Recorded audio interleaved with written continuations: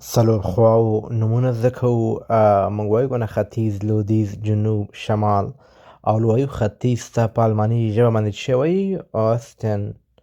اوستن. ختیځ. لویدیځ ته په الماني ژبه وایو ویستن. لویدیځ. او بل موږ وایو جنوب ته په الماني ژبه وایي زویدن. جنوب. شمال ته په الماني ژبه څه شی وایي دوستانو؟ دغه تاسو ولیکئ چې ګورو د چا زده ده او د چا نه زده. که د چا نه وي زده زه یې په کمنټ کې درته لیکم.